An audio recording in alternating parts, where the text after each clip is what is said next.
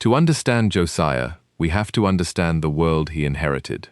Judah had known great kings. David had established Jerusalem as the center of the kingdom. Solomon had built the magnificent temple. But generations later, the spiritual condition of Judah had changed dramatically. Kings had risen and fallen. Idolatry had spread. Altars to foreign gods stood throughout the land. The temple itself, the place that was supposed to represent worship of the God of Israel, had fallen into disrepair, and some of Judah's kings had encouraged the very practices God had commanded Israel to reject. One of the darkest periods came during the reign of Manasseh. According to 2 Kings 21, Manasseh built altars to Baal, worshipped the stars, practiced forbidden rituals, and even placed an idol inside the temple. The nation that had once been called to worship the one true God was surrounded by competing gods. Then came Ammon, and after Ammon's short reign, something unexpected happened. A child became king. His name was Josiah. He was only 8 years old. Imagine an 8-year-old being placed on the throne of a kingdom. He would have inherited political problems, military threats, economic challenges. But more than anything else, he inherited a spiritual disaster. And yet, Josiah's story would become one of the greatest examples of reform in the history of Judah. Josiah's reign began in approximately the 7th century BC. He was born into a royal family, but his family history was complicated. His grandfather Manasseh had led Judah into deep idolatry. His father Ammon continued many of those practices. Then Ammon was assassinated, and suddenly, the 8-year-old Josiah was king.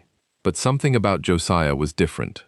The Bible says, "He did what was right in the eyes of the Lord."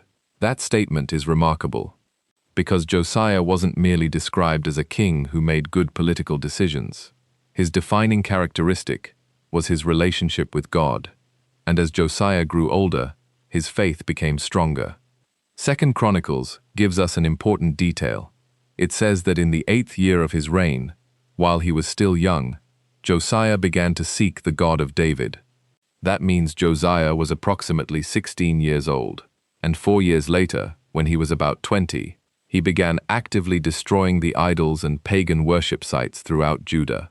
Imagine that, a teenager looking at the spiritual condition of his nation and saying, "Enough." Josiah didn't simply announce that Judah needed to change. He began removing the things that had pulled the nation away from God.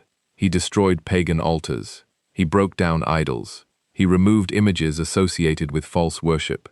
He went beyond Jerusalem into other areas of the former northern kingdom. His reforms were extensive, but Josiah understood something important. You cannot rebuild a nation spiritually while leaving the center of worship in ruins. So his attention turned toward the temple. The temple needed restoration, and this is where the story takes an extraordinary turn. Josiah ordered the temple to be repaired. Workers were brought in. Money was collected. Priests and craftsmen began restoring the neglected building. Stone was repaired. Wood was replaced. The house of God was being restored. But nobody knew that something far more important was about to be restored. Something that had nothing to do with walls. Something written on a scroll. Something that would change the king's life forever. One day, the high priest Hilkiah made an astonishing discovery. While the temple was being repaired, he found something. The Bible says, "I have found the book of the law in the temple of the Lord." Think about the significance of that statement. The book of the law had been found inside the temple. The very place where God's word should have been honored had become a place where God's word had apparently been neglected. Hilkiah gave the book to Shaphan the secretary. Shaphan took it to King Josiah, and then he read it before the king. This was the moment everything changed. Josiah heard the words of the law, and instead of becoming defensive, instead of blaming his ancestors, instead of ignoring the warning, he was broken. The Bible says that when Josiah heard the words of the book of the law, he tore his clothes. In the ancient world, tearing one's clothes was an outward expression of extreme grief. Josiah understood what the words meant. Judah had violated the covenant. The nation had turned away from God, and judgment was deserved. The king didn't ask, "How can we hide this?" he asked. "What does God require from us now?" This is one of the most powerful lessons in Josiah's story. Sometimes truth comforts us, but sometimes truth confronts us. And when truth exposes something wrong in our lives, we have a choice. We can reject it. We can explain it away. We can blame someone else. Or we can humble ourselves. Josiah humbled himself. He commanded his officials to seek the Lord. They went to Huldah, the prophetess, and they asked her what the discovered book meant for Judah. Huldah delivered a devastating message. Judgment was coming. Because Judah had abandoned God and worshipped other gods, disaster would come upon the nation. But there was also a message specifically for Josiah. Because Josiah had humbled himself when he heard God's word, God recognized his response. Josiah would not personally witness the coming disaster.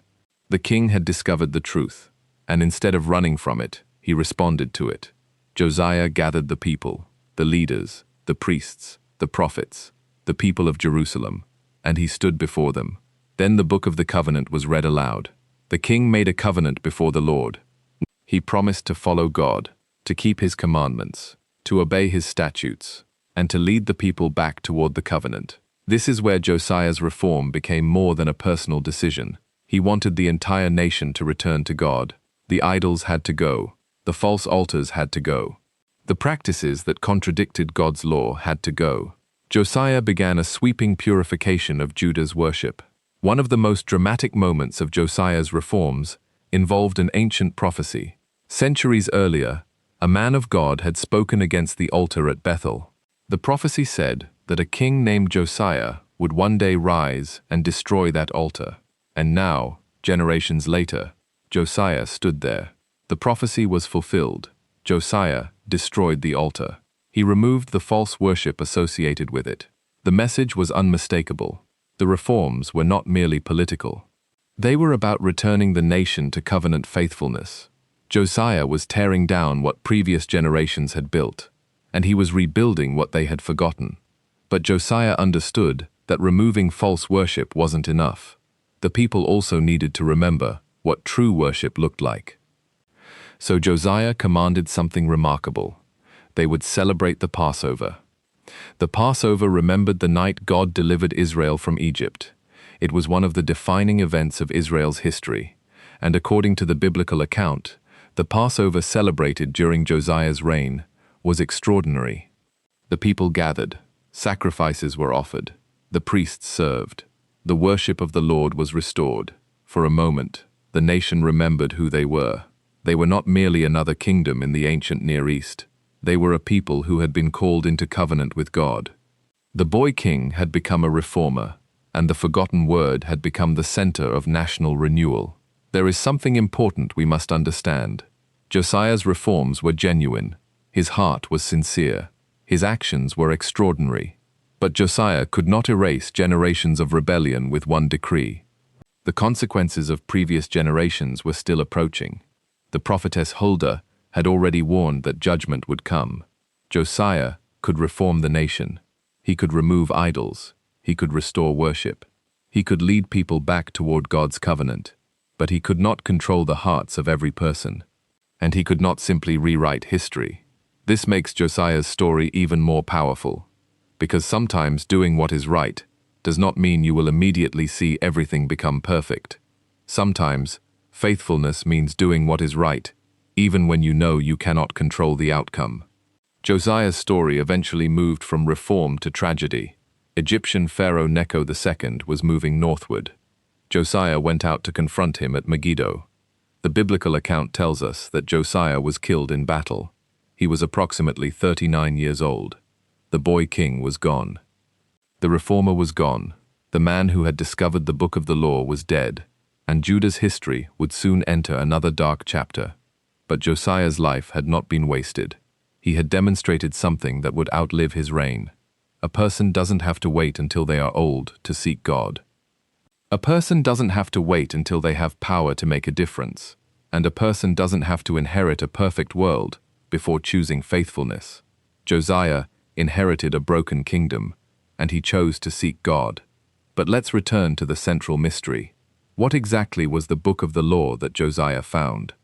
The Bible does not give us enough information to identify the physical scroll with absolute certainty. It may have contained substantial portions of the law of Moses. Some scholars have proposed connections with Deuteronomy, or other portions of the Pentateuch. But Scripture itself calls it the Book of the Law. And that is the safest biblical description. The important point isn't simply the identity of the physical scroll. The important point is what happened when God's word was rediscovered. The king read it, the king listened, the king repented, and the nation began to change. The power of the discovery wasn't in the parchment itself, it was in the truth written upon it. Josiah's story gives us a powerful lesson for our own generation. We live in an age overflowing with information. Every day we receive thousands of messages, opinions, videos, news, arguments, predictions. But information is not the same thing as truth. Josiah's generation had forgotten God's word, and when it was found, it confronted them. Maybe that's why the story of Josiah still matters, because sometimes the greatest spiritual revival begins with something very simple, opening the word of God and actually listening to it. Josiah didn't hear the law and say, "That's interesting." He heard it and asked, "What must we change?" That's the difference between hearing truth and responding to truth. There is another lesson hidden inside Josiah's story. Josiah inherited a terrible legacy. His grandfather was Manasseh, his father was Ammon. Their decisions had consequences. But Josiah didn't say, "This is just who my family is." He didn't say, "I was raised this way, so I have no choice." He chose another path, and that matters. Your past can influence you. Your environment can influence you. Your family history can influence you. But Josiah's story reminds us that the choices you make still matter. You can choose faithfulness. You can choose repentance. You can choose courage. You can choose to seek God. Imagine if someone discovered an ancient book today containing instructions that could change the direction of an entire nation. Would people listen, or would they argue about it? Would they examine it, or would they simply put it back on a shelf? Josiah's response gives us the answer. When he heard God's word, he didn't treat it as an artifact. He treated it as authority. And that's why his story is not really about archaeology. It's not simply about an ancient scroll. It's about what happens when people encounter truth. The discovery happened in a temple, but the real restoration happened in the heart of a king. Josiah died young. His reign was not the longest. His kingdom did not become permanently secure. His reforms did not prevent Judah's eventual exile, and yet Scripture remembers him with extraordinary honor. Why? Because faithfulness isn't measured only by how long you live. It's measured by what you do with the time you've been given. Josiah was given a difficult inheritance, and he responded with courage. He sought the Lord. He restored the temple. He rediscovered the law. He tore down idols. He renewed the covenant. He restored Passover. And he led a generation back toward the God their ancestors had forgotten. So return with me to that moment in the temple. Dust fills the air. Workers are repairing the ancient walls. The nation is spiritually broken. And somewhere inside the temple, an old book is discovered. Hilkiah opens it. Shaphan carries it to the king. The words are read, and the young king listens. Then Josiah tears his clothes. Because the word has done something powerful. It has shown him the truth. And instead of running from the truth, he runs toward God. That's the legacy of Josiah. Not that he was perfect, not that he lived forever, not that he could save an entire nation through his own strength, but that when truth was placed before him, he listened, and when he realized that change was necessary, he acted. The book of the law had been lost, but when it was found, it wasn't merely a book that was recovered. A forgotten covenant was remembered, a neglected temple was restored, a nation was challenged, and a young king discovered the power of God's word. Maybe that's the question Josiah leaves for us. Not, have you found the lost book, but, what will you do when you hear the truth? Because sometimes the greatest discovery isn't finding something that was lost. Sometimes the greatest discovery is realizing that what we've been searching for was waiting for us all along. If this story taught you something about courage, faith, and the power of God's word, don't keep it to yourself. Share this with someone who needs encouragement today. And subscribe to Bible Heroes TV for more cinematic stories of the men and women whose faith, failures, courage, and struggles shaped biblical history. Because behind every name in Scripture, there is a story. And behind every story, there is a lesson. This was Josiah, the boy king who found the lost book of the law.